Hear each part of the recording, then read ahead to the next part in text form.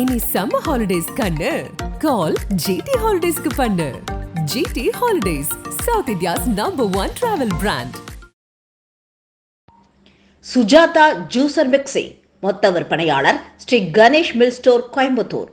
கால் 9894966652. இனிமே கண்ணை மூடிட்டு கடலை எண்ணெய் வாங்கலாம். ஏன்னா மந்த்ரா கடலை எண்ணெய் இதயத்தின் தயாரிப்பு. உங்கள் தொழிற்சாலை மற்றும் நிறுவனத்தின் மின்சார தேவையை வங்கி நிதி உதவியுடன் சொந்தமாக சோலார் பிளான்ட் அமைத்து முழுமையாக நீங்களே பூர்த்தி செய்து கொள்ளலாம். Velan infra project private limited, Chennai. 9842252166.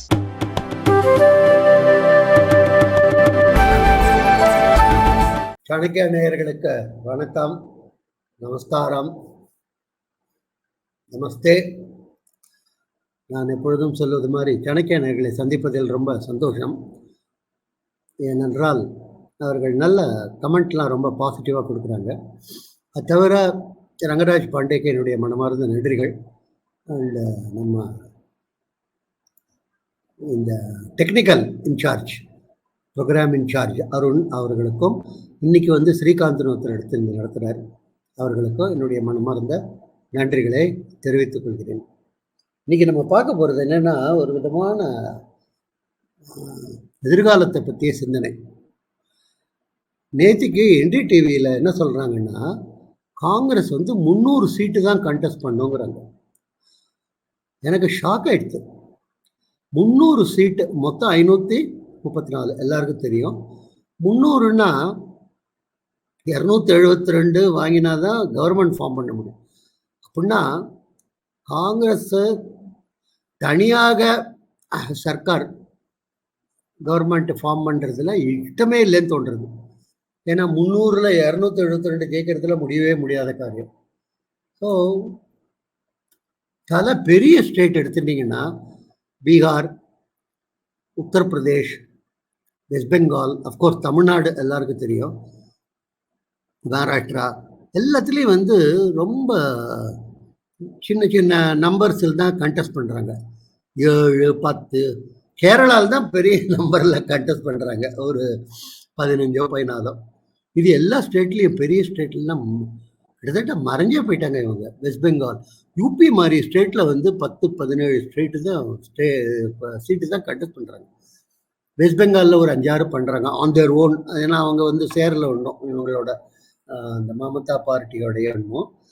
சில இடத்துல ஐ திங்க் சிபிஎம்மோட ஏதோ ஒரு அண்டர்ஸ்டாண்டிங் இருக்குது. தெரியும், தமிழ்நாட்டில் எல்லாருக்கும் தெரியும், ரொம்ப வருஷமாகவே அது 1967 போச்சு. அது 9, 10 அந்த மாதிரி ஏதோ கொடுக்குறத கண்டெஸ்ட் பண்ணிட்டு இருக்காங்க. இந்த மாதிரி பெரிய பெரிய ஸ்டேட்லலாம், பீகாரில் ஃபார் இன்ஸ்டன்ட் ஏதோ 15 என்னமோ, அதே மாதிரி மகாராஷ்டிராவில் 10, 15. எதுக்கு நான் சொல்ல வரேன்னா, லார்ஜ் ஸ்டேட்ஸ் எல்லாம் காங்கிரஸ் மறைஞ்சு போயிட்டு இருக்கு. இந்த டிக்ளைன் ஆஃப் காங்கிரஸ்ன்னு சொல்லலாம். சில பேர் காங்கிரஸ் ஐசியூவில் இருக்குங்கிறாங்க. அது கூட ஓரளவுக்கு சரியான வார்த்தைகள் தான். இப்போ வர ஒப்பீனியன் போல்லாம் பார்த்தா காங்கிரஸ் பார்ட்டி அலோன், நான் இது சொல்லலை, இந்தியா அலையன்ஸ் எல்லாம் சொல்லலை, காங்கிரஸ் பார்ட்டி அலோன் 50 தாண்டாதுன்னு தோன்றுது. இது ஒரு ஆங்கிளில் நான் பெரிய காங்கிரஸ் மெம்பர்லாம் கிடையாது. ஆனாலும் ஜனநாயக ரீதியாக பார்த்தா இது ரொம்ப கஷ்டமான விஷயம். ஏன்னா காங்கிரஸ் என்ன சொன்னாலும் நாடு முழுக்க இருக்கிற ஒரு கட்சி. எல்லா ஸ்டேட்லேயும், எல்லா டிஸ்ட்ரிக்ட்லேயும் ஒரு 10 பேராவது இருப்பாங்க காங்கிரஸ்காரன்னு சொல்லிக்கிறாங்க. அந்த மாதிரி இருக்கிற பார்ட்டி. அண்ட் பெரிய பெரிய ஆளுங்கள்லாம் வளர்த்த பார்ட்டி அது. திலக்குங்கிறாங்க, ரானடே, மகாத்மா காந்தி, அன்னி பெசன்ட்டு, ராஜாஜி, நேதாஜி, சர்தார் பட்டேல், நேரு, மகாத்மா காந்தி, எத்தனையோ பேர் சொல்லிகிட்டே இருக்கலாம். எல்லாம் ஜாயின்ட்ஸ். அவங்க டயத்தில் அவங்க பெரிய ஆளுங்க, பெரிய ஜாயின்ட்ஸ். அவங்க லாங்குவேஜோ ரீஜனோ அதெல்லாம் பெருசுப்படுத்தி பார்க்காத இந்தியா முழுக்க ஒரு பார்வை இருந்தது. அந்த மாதிரி ஆளுங்க இருந்தாங்க. பெங்கால், மகாராஷ்டிரா அண்ட் தமிழ்நாடு, இது மூணும் they provide a lot of intellectual inputs. Punjab பயங்கரமாக அந்த இதில் இருக்கிற அளவுக்கு போராடுற தன்மையோ வரல யாருக்கும். லாலா லஜ்பத் ராய் இருந்தார், பால், அப்போ அந்த காலத்தில் சொல்லுவாங்க பாலகங்காதர் திலக், லாலா லஜ்பத் ராய் எல்லாம் வந்து ஒரு பெரிய பெரிய ஆளுங்க. அப்படிப்பட்ட காங்கிரஸ் பார்ட்டி இன்னைக்கு வந்து ரொம்ப கஷ்டமான நிலை இருக்கு. இதுல ஒரு வேடிக்கை என்னன்னா, தமிழ்நாட்டில் ஃபார் இன்ஸ்டன்ஸ் செல்வ பெருந்தொகையோ ஒருத்தர் வந்து காங்கிரஸுக்கு போட்டிருக்காங்க. அவர் முன்னாடி திருமாவளவனோட இருந்தார். அவருக்கு எதாவது தெரியுமா past of the Congress, history of Congress, Sathyamurthy பவனுக்கும் அறிவாலயத்துக்கு இருக்கிற டிஃப்ரென்ஸ் தெரியுமா? அதாவது என்ன சும்மா ஏதோ போடணும், ஏதோ பாப்புலாரிட்டிக்காக ஏதோ ஆளுங்க. இந்த பட்டாபி சீதாராமையாங்கிற ஒரு பெரிய வால்யூம் எழுதியிருக்கார் காங்கிரஸ் பற்றி. அந்த புஸ்தகத்தை படிக்கணுங்க. அவனெல்லாம் எங்கே படிக்க போகிறாங்க? அதெல்லாம் ஒன்றும் நடக்க போகிறதில்ல. எல்லாம் ஏதோ அப்பப்போ இருக்கிறத சொல்லிட்டு போகிறாங்க. எதுக்கு நான் சொல்ல வரேன்னா, இந்த கட்சியோட நிலைமை வந்து ரொம்ப மோசமாக இருக்கு. சில பேர் சொல்கிறாங்க காங்கிரஸ் முக்த் பாரத் அப்படிங்கிற, ரொம்ப நாட்டை விட்டே போயிடணும், காங்கிரஸ் இல்லாத இந்தியான்னு. எனக்கு அதில் வந்து உடன்பாடே கிடையாது. காங்கிரஸ் இல்லாத இந்தியா வந்து ஒழுங்காக இருக்காது. எந்த தேசத்துலேயும் வந்து ஒரு ஆளுங்கட்சி ஒரு எதிர்கட்சி ஒன்று அகில இந்திய ரீதியில் நம்ம ஊரில் இருக்கிறது முக்கியம். இல்லாட்டா என்ன ஆகிடும்னா, இந்த குட்டி குட்டி மகாராஜாலாம் இருக்கானே, தேஜஸ்வி யாதவ், உதயநிதி ஸ்டாலின், அப்புறம் வந்து இந்த முலாயம் சிங் யாதவோட பையன் அகிலேஷ் யாதவ், அப்புறம் இந்த பேர் என்ன, ஃபரூக் அப்துல்லாவோட கிராண்ட் சன்ஸ், இவங்களெல்லாம் வந்து பெரிய ஆளுங்கள் ஆகிடும். இந்த அப்போசிஷன் ஸ்பேஸ்ன்னு சொல்கிறோமே, அதை இவங்களெல்லாம் ஆக்குப்பை பண்ணுறாங்க. இவங்களெல்லாம் ஆக்குப்பை பண்ணி இவங்களுக்கெல்லாம் வந்து ஒரு நேஷ்னல் பர்ஸ்பெக்டிவே கிடையாது. தன்னோட இது மாநிலம், தன்னோட இது இடம், தன்னோட மொழி, தன்னோட ரிவர்ஸ், அந்த மாதிரி. இப்போது பக்கத்து ஸ்டேட்டில் ஒரு பெரிய பிரச்சனை வந்ததுன்னா அதை பற்றி வந்து ஒன்றும் பெருசாக இது பண்ண மாட்டாங்க. சில பேர் அது வந்ததுன்னா அதை சந்தோஷமாக கூட பார்ப்பாங்க. எதுக்கு நான் சொல்ல வரேன்னா, 60 வந்து ஃப்ரைட் ஈக்குவலைசேஷன் ஒன்று கொண்டு வந்தாங்க. அதாவது ஒரு கிலோ நிலக்கரி நீ எடுத்த ஜார்க்கண்டோ அப்போல்லாம் சத்தீஸ்கர் ஜார்க்கண்டா இல்லை, அதெல்லாம் ஒரே ஸ்டேட், அது டசன்ட் மேட்டர். பீகார், பெங்கால், இந்த ஸ்டேட்டில் அது வெளியில் எடுக்கிறாங்களே சுரங்கத்துலேருந்து நிலக்கரி, ஒரு கிலோ என்ன விலையோ அதே விலைக்கு தான் வந்து சென்னையிலையும் பெங்களூர்லேயும் விற்கணும்னு சொன்னாங்க. அப்போ வந்து என்னாச்சுன்னா, நிறைய உலகம் முழுக்க பார்த்தீங்கன்னா நீங்கள் ஜெர்மனி, ஃப்ரான்ஸு, அமெரிக்காலாம் எங்கே நிலக்கரி சுரங்கம் இருந்ததோ, எங்கே தாது பொருள்கள் இருந்ததோ, எங்கே கனிம பொருள்கள் இருந்ததோ அங்கே தான் இண்டஸ்ட்ரீஸ் வந்தது. இந்தியாவில் வந்து ஒரு வேடிக்கை என்னென்னா, அது எங்கே தாது பொருள்கள் கனிம பொருட்கள் இருக்கோ, பீகார், பெங்கால், அந்த மாதிரி இடத்துலலாம் வந்து இண்டஸ்ட்ரியே வரல. எல்லா இண்டஸ்ட்ரியும் சவுத்தில் வந்தது, இல்லாட்டா வெஸ்ட்டில் போயிடுது. அப்போ வந்து நிறையா இப்போ இந்த பிஹெச்எல், பிஇஎல், HMT எத்தனையோ சொல்லிகிட்டே இருக்கலாம், எல்லாம் சவுத்துக்கு தான் வந்தது. அப்போ வந்து ராம்மனோகர் லேகியா வந்து அப்போசிஷன் லீடர். அவர் பெரிய சோஷலிஸ்ட் அந்த காலத்தில், ரொம்ப டால் லீடர். அவரை எல்லாரும் வந்து மதிச்சாங்க. அவரோட சிஷ்யர்கள் தான் இந்த இவங்க தான் லாலு பிரசாத் யாதவ், நிதிஷ்குமார் எல்லாம் அப்படின்னு சொல்லிக்கிறாங்க. உண்மையான சிஷ்யர்கள் இல்லை இனியும், அது செப்பரேட் ஸ்டோரி. அவர்கிட்ட வந்து சில ப்ரெஸ் பீப்புள் கேட்டாங்க, என்ன சார் எல்லா இண்டஸ்ட்ரியும் சவுத்துக்கே போயிட்டு இருக்கே, நம்மளோட வளர்ச்சி என்ன ஆகுது அப்படின்னு. அவர் சொன்னார், அங்கே போனால் என்ன இங்கே போனால் என்ன, எல்லாரும் அவங்களாம் பாய்ஸ், அவங்களாம் நம்மளோட சகோதரர்கள் தானே, நான் ஏன் இதை பற்றி பேசணும், எங்கே போனால் என்ன, எங்கே அவங்களும் நல்லா இருக்கட்டும், நம்மளும் அந்த மாதிரி சொல்றதுக்கு இன்னைக்கு யாராவது இருக்காங்களா? தலைவர்கள் கிடையாது. இந்த மாதிரி ஏதாவது கேட்டான்னா உடனே வந்து தெற்கு தேய்கிறது வடக்கு வளர்கிறதுன்னு ஏதாவது இல்லாத விஷயத்த போய் சொல்லி வளர்த்துறவங்க. எதுக்கு நான் சொல்ல வரேன்னா, tall leaders of all India credibility is required.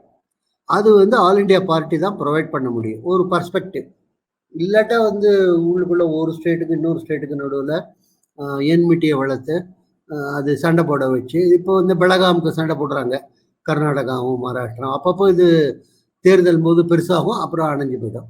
காவிரிக்கு சண்டை போட்டுருக்கோம், கிருஷ்ணாவுக்கு சண்டை போடுறாங்க, கோதாவரி, எதுக்கெடுத்தாலும் சண்டை போடுறது தான் இருக்கே ஒழிய அதை பேச்சுவார்த்தை நடத்தி சுமூகமாக தீர்க்கணுங்கிற ஒரு அபிப்பிராயமே இல்லை. ஸோ தேசிய அளவில் ஒரு கட்சி வேணும். அது வந்து இந்த ஸ்டேட்டோட இதுக்கெல்லாம் தாண்டி யோசனை பண்ற அளவுக்கு அந்த கட்சி இருக்கணும், பெரிய கட்சியா. அது இல்லை. அந்த மாதிரி நிலைமையில இருந்த காங்கிரஸ் வந்து என்ன அது இது கழுதத்தையே கட்டெரும்பு அடித்துங்கிற மாதிரி குறைஞ்சுட்டே வருது.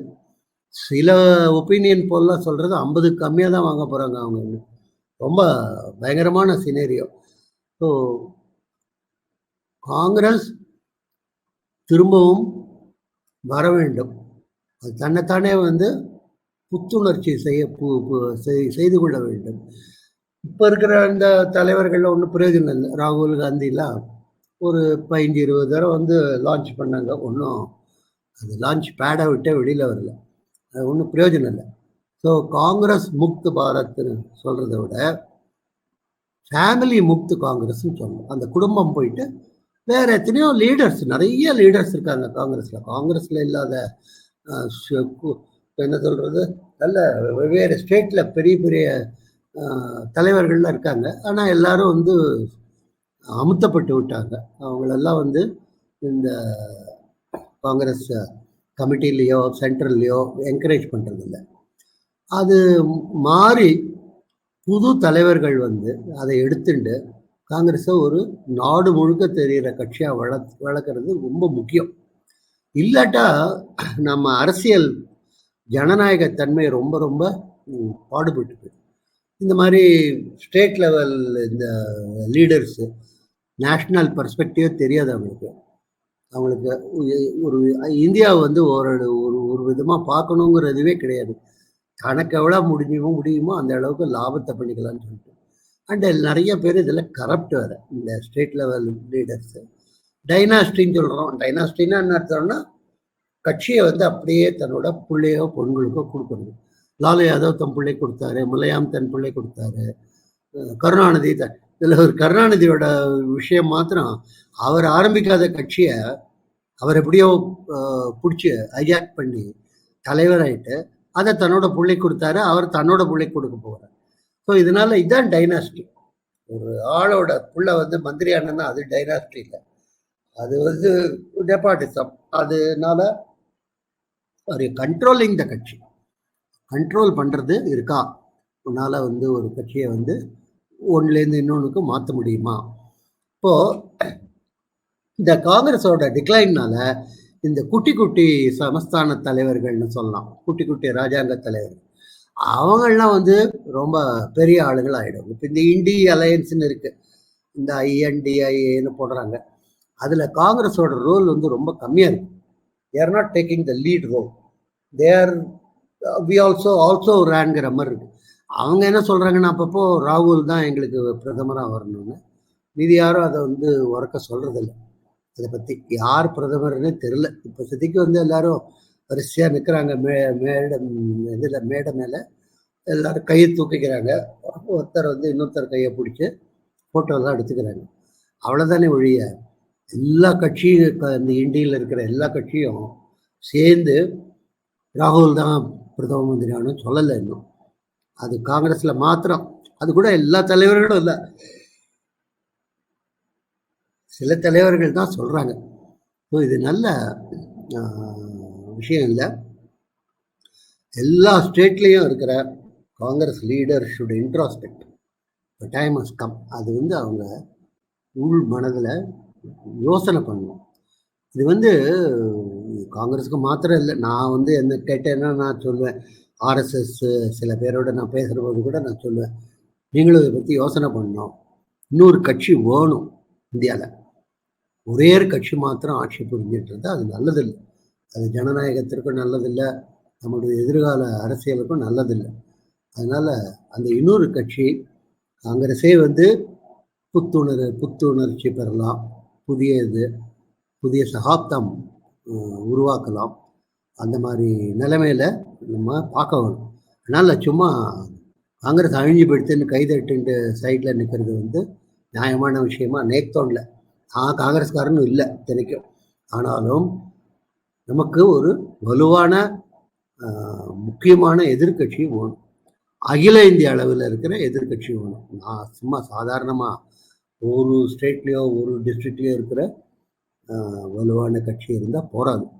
இதை வந்து மனசில் கொண்டு இதை பற்றி சீரியஸாக எல்லாரும் யோசனை செய்ய வேண்டும். அப்படிதான் என்னோட இது நினைப்பு. அதுக்கு பிரகாரம் அதாவது 2 விதம். காங்கிரஸ்குள்ளேயே இப்போ வந்து ஒரு மாற்றம் வந்து புதிதான தலைவர்கள் வந்து அகில இந்திய ரீதியில் காங்கிரஸை வலுப்படுத்துறது, அது ஒன்று. இல்லைன்னா அங்கிருந்து நிறைய தலைவர்களை எடுத்துக்கொண்டு புதிய கட்சி மாதிரி ஒன்று வந்து சென்டர் பார்ட்டி.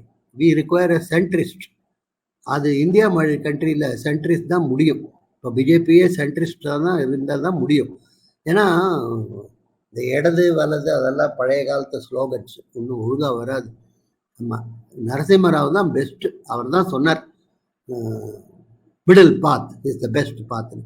ஸோ அது மாதிரி காங்கிரஸில் இருக்கிறவங்களே சேர்ந்து ஒரு புதிய இது பண்ணலாம். இல்லாட்டா காங்கிரஸே பிடிச்சிட்டு அதுக்கு வந்து ஒரு மாறுதல் கொண்டு வரும். அதனால் டிக்ளைன் ஆஃப் காங்கிரஸை வந்து எல்லோரும் கைதட்டி பார்க்கறது நியாயம் இல்லை என்ன கேட்டிங்கன்னா.